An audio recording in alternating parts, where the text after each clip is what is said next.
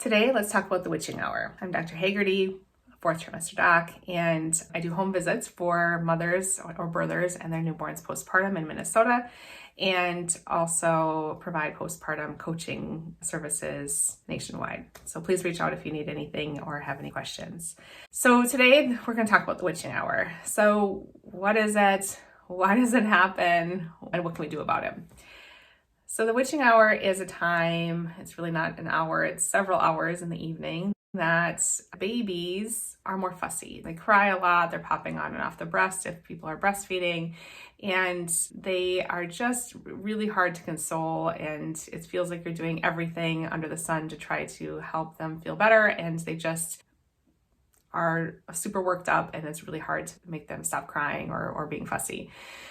So this is really a huge point of contention for parents. They feel like they are sort of failing or not doing what they need to do, or these babies are super gassy, or they feel like there's something wrong with them and they just want to make them feel better. And so they sort of panic, and I get a lot of questions and people reaching out about this specifically. So let's talk a little bit about when this sort of happens. So it's typically around 4 to 6 weeks is when it starts. The babies are typically more tired and sleepy in the first sort of month of life, and then they wake up. They tend to be more alert and more focusing on things around them around that 4 to 6 week time. And we talk about 6-week fussies as well. So it tends to start around the 4 to 6 weeks, and then it sort of peaks around 6 to 8 weeks, and then kind of comes back down around 10 to 12 weeks or so. And really what this is a time that their bodies and their neurons and their nervous system is sort of waking up. And so they are more connected to the world around them. They are seeing things in higher focus. They are, paying attention to different things around them. They're paying attention to new smells and textures and even tastes and sounds, and all of their senses are sort of awakened.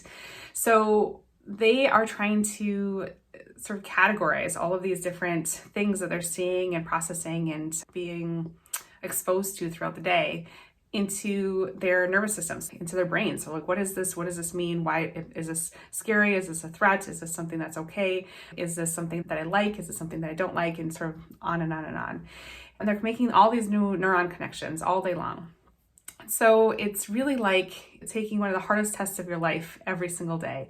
Or it's like being out in like a super crowded public area with lots of noise, like the state fair, for example, in Minnesota every single day. So you can imagine when they come home or at the end of the day, they feel tired, they're drained, they're feeling sort of overstimulated.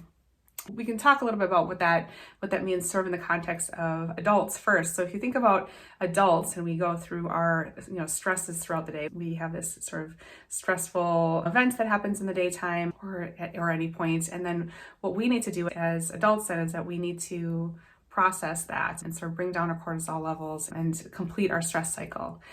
So how do we as adults complete our stress cycles? So we have a variety of ways. We come home and watch TV. We maybe talk to a friend. We go for a walk. We exercise. We eat good food. We maybe take a nap. We do all sorts of things to sort of complete our stress cycle. Babies have only a set number of things that they really can do to complete their stress cycles or sort of process their hormones.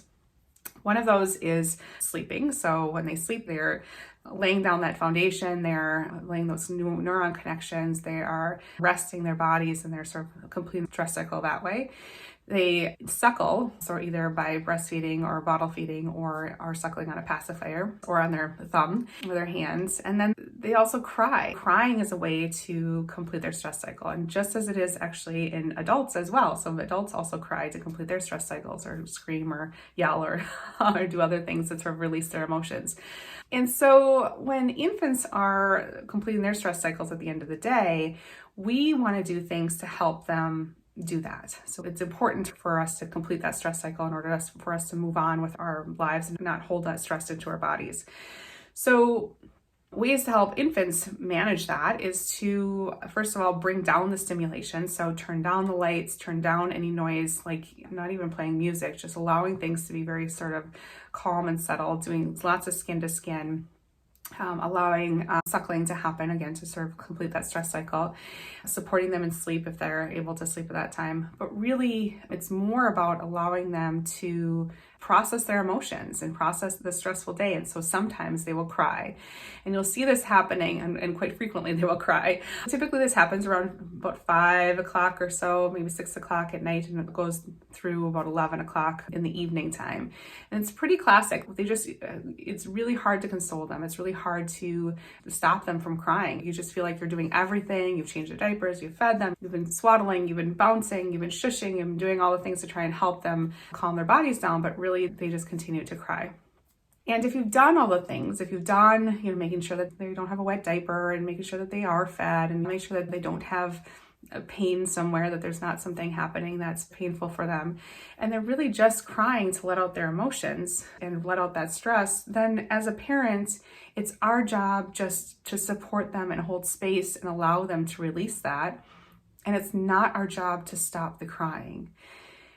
And I want to say this again, it's not our job to make the crying stop or to stop the crying. If we can reframe our expectations around that, it could be a much easier way of sort of handling it as a parent. Because then that means that as a parent, if we are holding space and we're allowing them to release what they need to release, then we are doing a really good job as a parent, as opposed to if our job was to make them stop crying and they didn't stop crying, then it can feel very like we're failing them.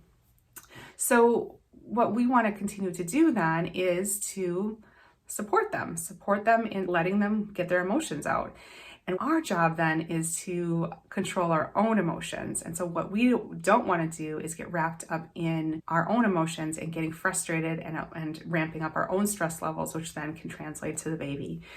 So what we do is we just hold them, talk to them, tell them it's okay, maybe recount the day. Yeah, you saw grandma today, you went to Target, you maybe saw the doctor and got your shots today. That was really stressful, wasn't it? You're doing great. I'm here for you. You're loved. I'm here. And you just keep repeating it over and over and over again, or keep, just being with them. And then if you're keeping your own emotions in check, then you are not getting ramped up into their little cyclone of stress.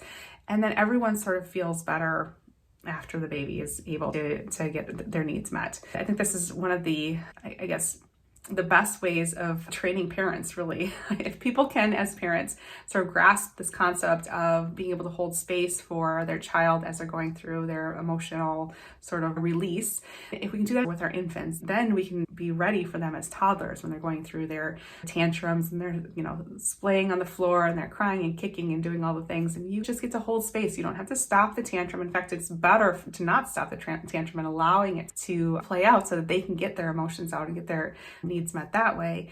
And then you can do the same with the teenagers when they're having their emotional outbursts, and then with young adult children as well when they're having their emotional breakdowns and things that they're trying to process in their life.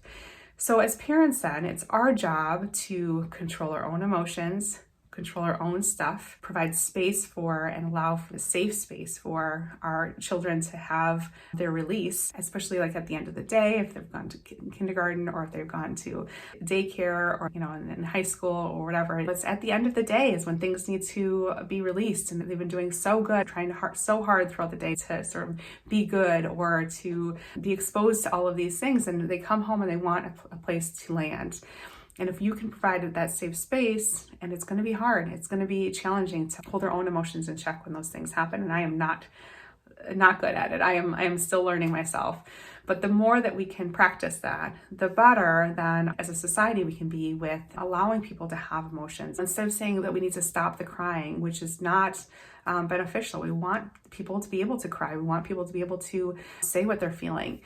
If we can continue to allow that to happen in our society as a whole, it's just going to be a better situation for everyone. So yes, the 6-week fussies are hard. The witching hours are incredibly challenging, but know that you are doing the best you can as a parent, and you are doing an amazing job. And really, if we can reframe it into not worrying about the crying itself, but worrying more about how do we support our children as they're going through their emotions and their release, then, we're doing a good job as parents. So I hope that helps. Please reach out if you have any questions or comments. I would love to hear from you. You can put the comments below the video. I'll throw some links in there as well. And yeah, I would love to hear more. Thanks.